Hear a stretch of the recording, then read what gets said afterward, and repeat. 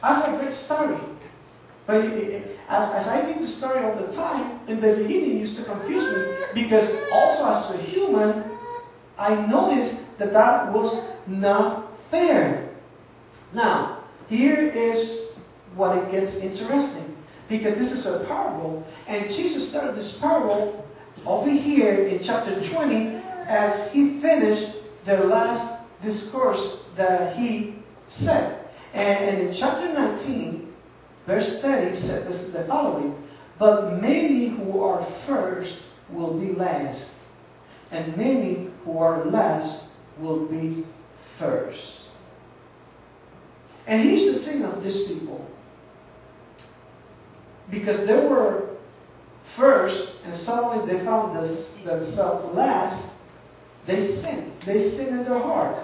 They had a negative spirit. They didn't accept the right of the owner, and they had a sinful envy.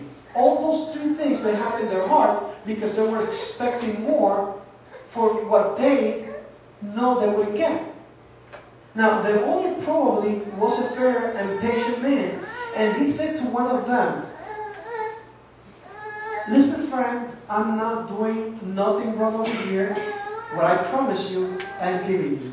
And here is the main lesson of this parable. And I want you to pay close attention, because this is the meaning. Jesus took a story, a natural, something that people used to say all the time, and he teach that illustration to teach a spiritual thought, a spiritual teaching. And this is the spiritual teaching over here. The end of the day on the Nile points out to the twilight of the world, history, and the church. To the end of the world. The great day of reckoning and revelation of God's kingdom in all its glory is about to come. In other words, this is saying time is about to finish.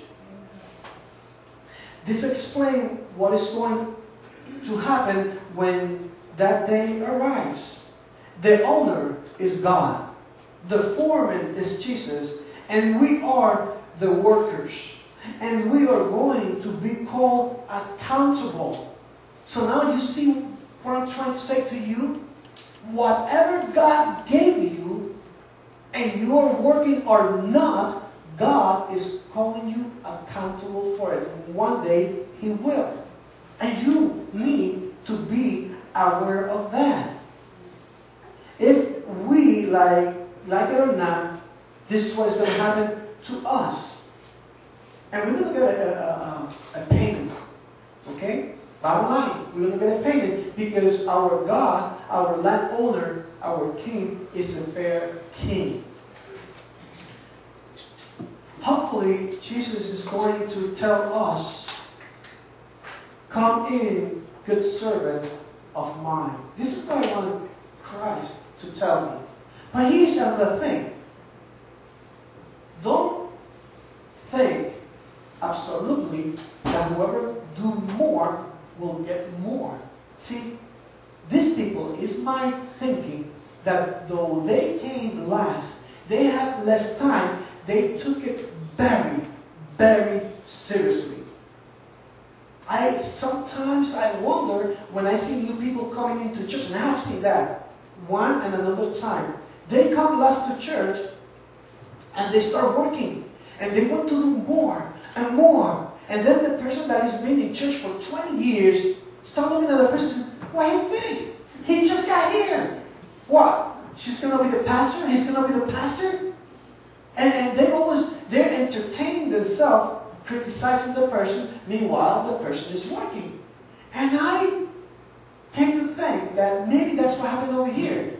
These people kept coming, and the people that came first start criticizing. And this is my own theology, my own thought. The Bible doesn't say that. I'm just speculating over here. That's what happened.